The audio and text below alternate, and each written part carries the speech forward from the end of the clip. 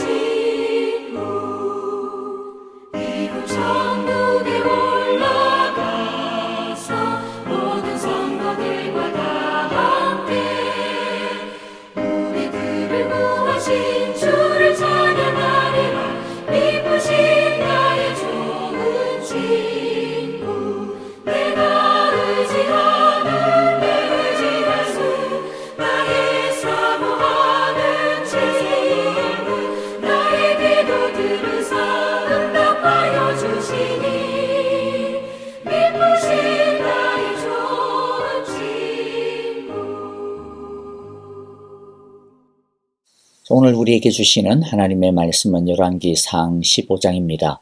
1절부터 34절까지 우리 함께 한 절씩 영상을 보면서 같이 읽도록 하겠습니다. 느바세 아들 여로보암 왕 18째 해에 아비암이 유다 왕이 되고 예루살렘에서 3년 동안 다스리니라. 그의 어머니의 이름은 마아가요 아비살롬의 딸이더라.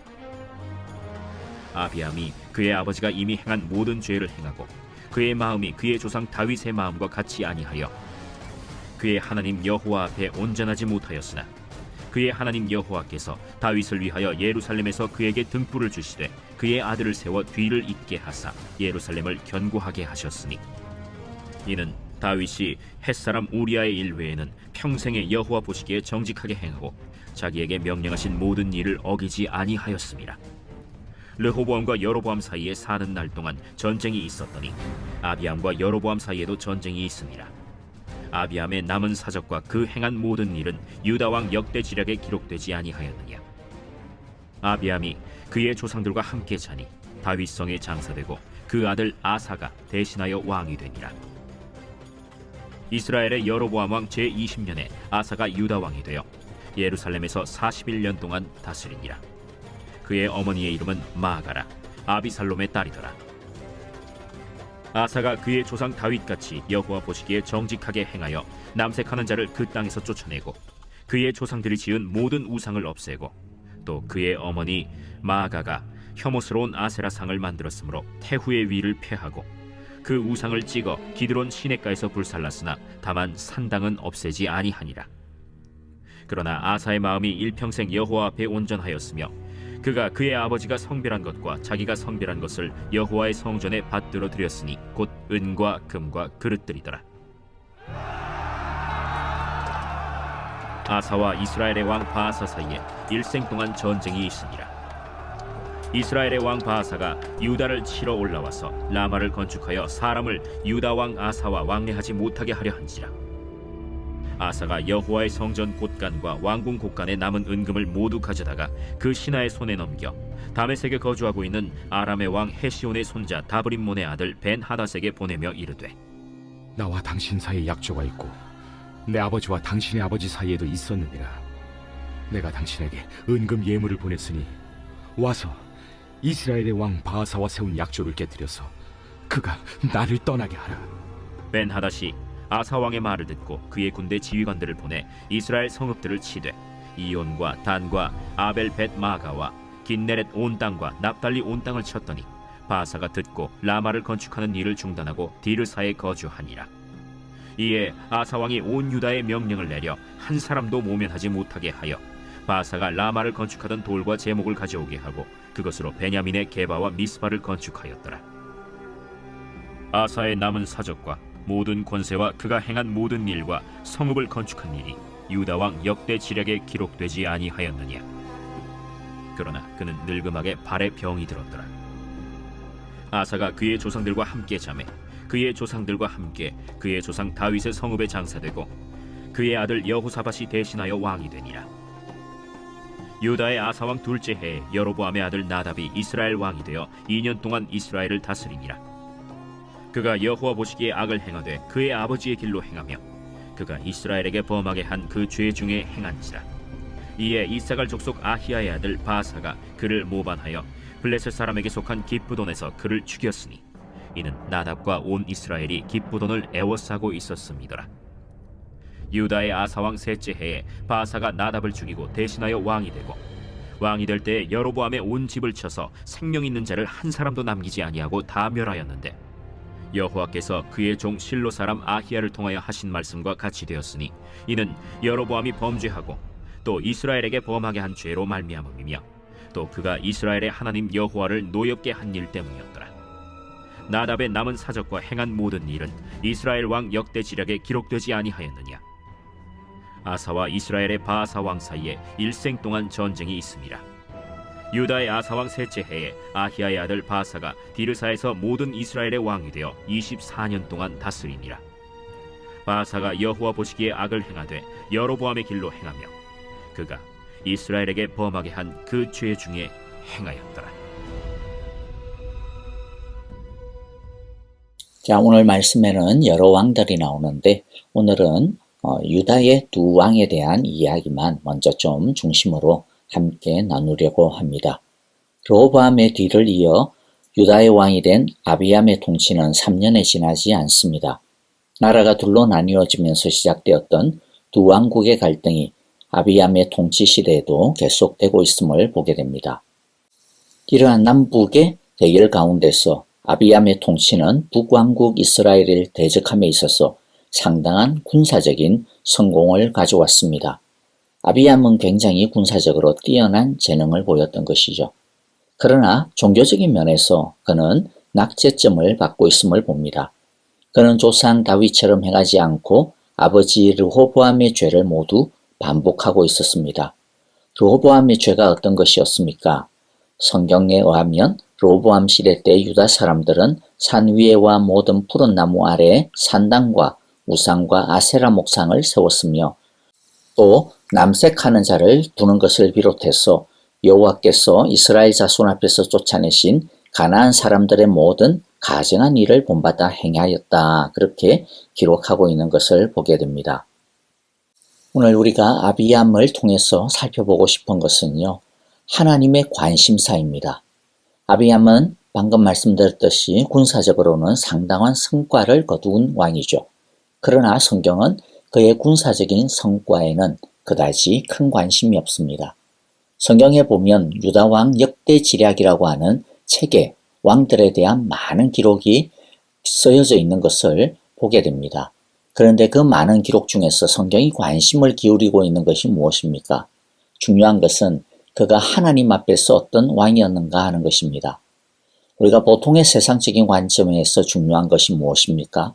그 사람이 이룬 업적이죠. 그 업적을 중시합니다.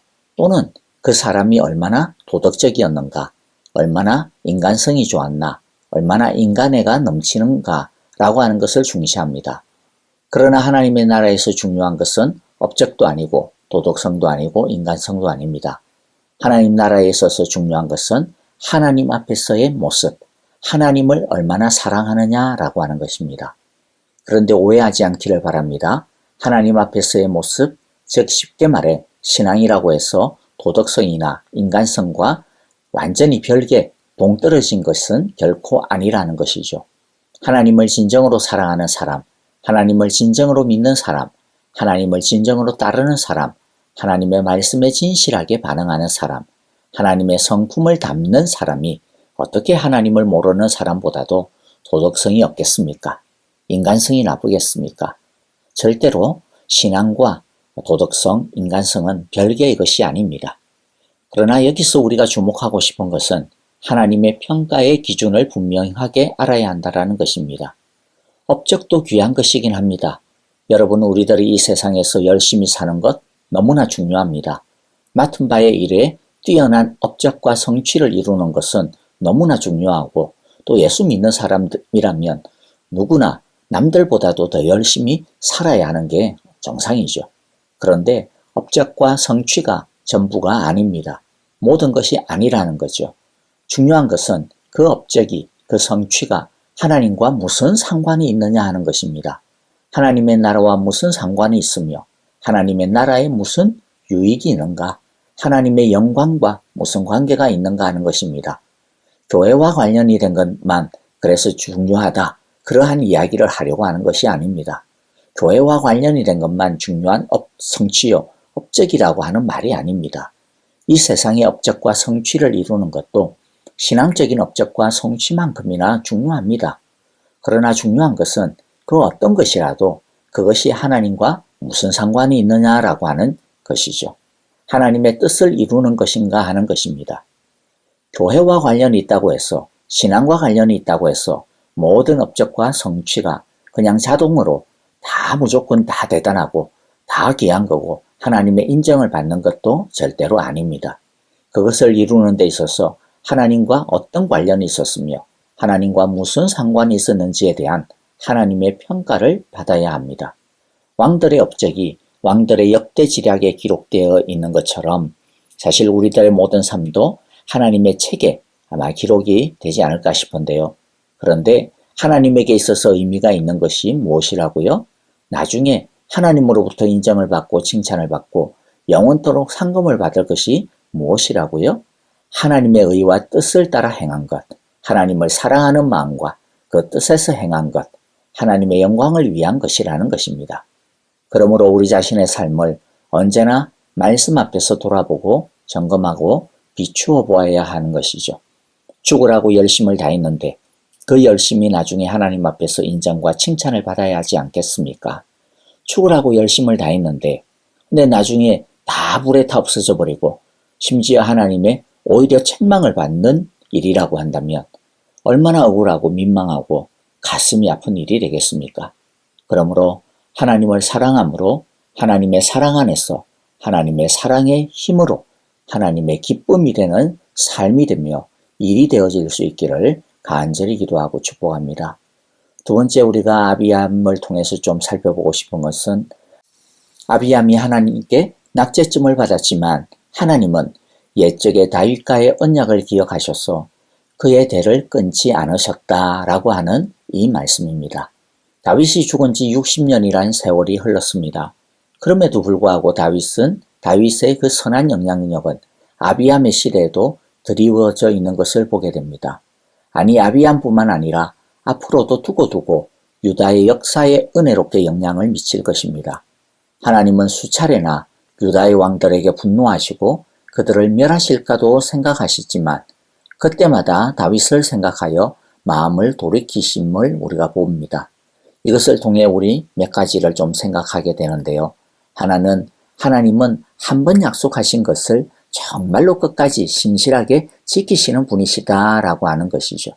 또 하나는 우리는 어떤 사람, 어떤 부모가 되어야 하는가에 대해 생각을 하게 됩니다. 하나님은 부모의 신실함에 대해 천대의 은혜를 베푸실 것이라고 약속하셨죠. 하나님께서 우리의 믿음을 기억하여 다음 세대에 은혜를 베풀어 주시는 그러한 다윗과 같은 축복의 어른, 축복의 부모로 기억될 수 있기를 간절히 바랍니다. 또 한 가지는 우리에게는 다윗보다도 더 큰 은혜의 버팀목이 있다라고 하는 사실을 기억해야 합니다. 그것은 바로 우리의 영원한 대중보자가 되시는 예수 그리스도입니다. 구약의 이스라엘 백성들은 자신들의 죄를 회개할 때마다 아브라함과 이삭과 야곱의 하나님을 다윗의 언약을 기억해 달라고 기도했습니다. 하나님의 언약을 기억해 달라고 기도했던 것이죠. 그럴 때마다 하나님은 그 언약의 이름과 약속을 기억하시고 그들의 죄를 용서하시고 은혜를 베풀어 주셨습니다. 그런데 이제 우리에게는 아브라함과 이삭과 야곱, 다윗보다도 더 큰 중보자가 계십니다. 우리를 위하여 죽으시고 다시 사신 영원한 구원자 예수 그리스도입니다. 예수님의 그 이름이 금보다 귀하며 총칼보다도 더 큰 능력이 있으며 그 어떤 의사보다 고치시고 새롭게 하시는 치유가 되십니다. 어떤 죄도, 어떠한 인생도, 어떠한 실패도 예수님은 용서하시고 은혜를 베푸시며 또한 새롭게 하십니다. 그러므로 우리는 날마다 이 예수님의 이름을 부르며 그 은혜 안에 들어가 살며 예수님을 모시고 살아가야 할 것입니다. 이제 우리 두 번째 임금인 아사를 살펴보도록 하겠습니다.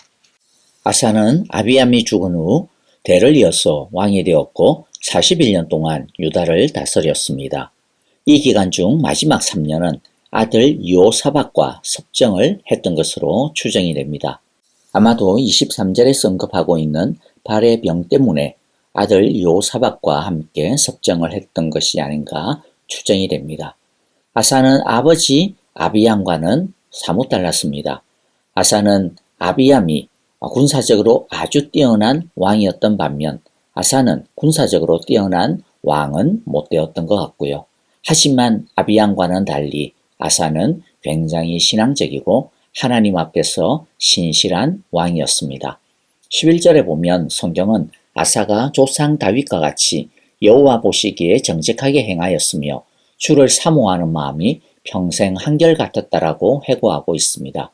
아비암과 같은 형편없는 배교자에게서 아사같이 훌륭한 신앙인이 태어나고 자랐다라고 하는 그 자체가 아사를 향한 하나님의 은혜인 동시에 유다를 향한 하나님의 은혜입니다. 하나님의 은혜가 유다의 패망을, 배교를 막아주신 것이죠. 아사는 하나님의 은혜에 걸맞게 자랐고 나라를 다스렸습니다. 성경은 먼저 아사가 행한 부흥운동에 대해 기록을 하고 있습니다. 구체적으로 아사는 할아버지 르호보암과 아버지 아비암이 유다 땅을 우상 숭배로 물들이는 데 사용했던 가증스러운 것들을 모두 제거했습니다. 또 성전의 보존을 위하여 금과 은을 들여놓기도 했습니다. 그의 여호와를 향한 일편단심과 부흥의 열정과 열심은 열왕기의 역사가에 의하여서 매우 높이 평가되었으며 아사보다 더 위대한 왕으로 평가받은 사람은 나중에 히스기야와 요시야 둘뿐이었습니다.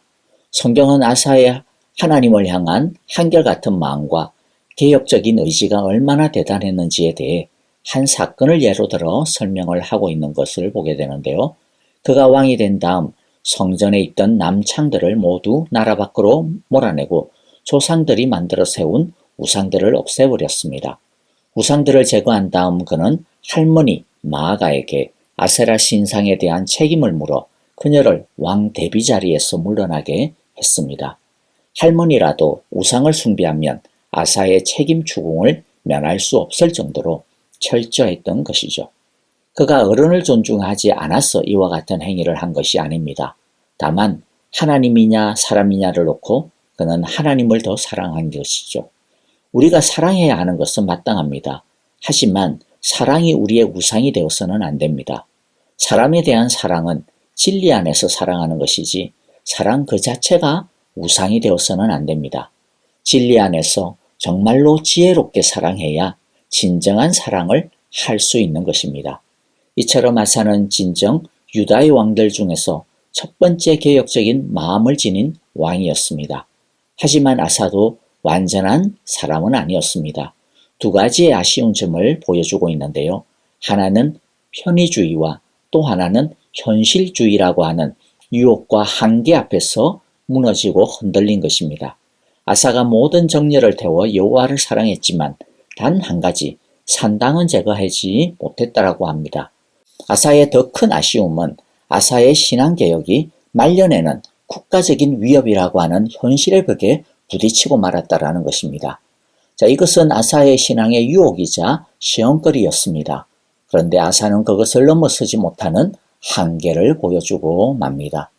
그 유혹이 무엇입니까? 시험이 뭐냐면 전쟁의 위협이었습니다. 전쟁의 위협 앞에서 아사는 하나님을 전적으로 의지하지 아니하고 시리아의 왕에게 의지합니다. 아사는 아버지 아비앙과는 달리 군사적으로 그렇게 뛰어난 성과를 거두지 못하는 왕이었다라고 했죠.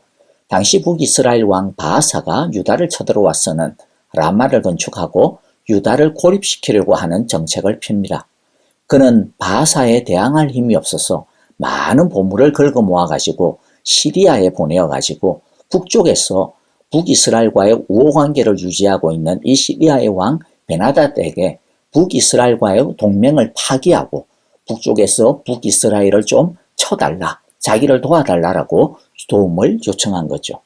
하나님을 의지하지 아니하고 외부의 힘을 이스라엘과 유다의 분쟁에 끌어들이고 만 것입니다. 열왕기서에서는 이것에 대한 평가를 그렇게 따로 내리지 않고 있는 것을 보는데요. 그런데 같은 장면을 기록하고 있는 역대하를 보면 이 사건을 하나님께 의지하지 않은 명백한 범죄의 행위로 규정하고 있는 것을 보게 됩니다. 이제 아사의 이 이야기를 정리하면서 오늘의 말씀을 마무리하려고 합니다.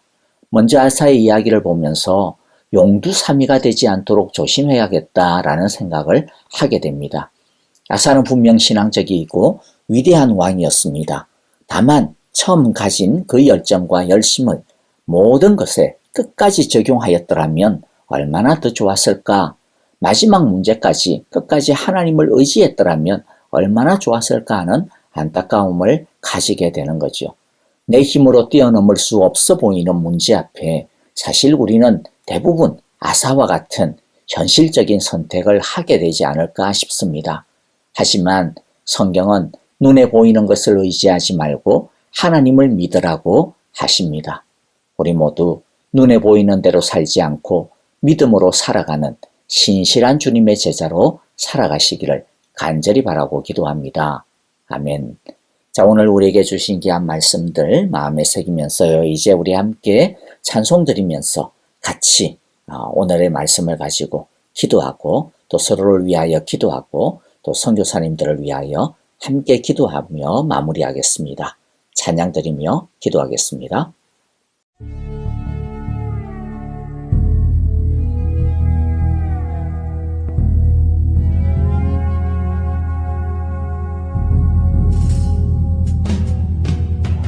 세상은 들리고 사람들은 변하여도 나는 주를 섬기리. 주님의 사랑은 영원히 변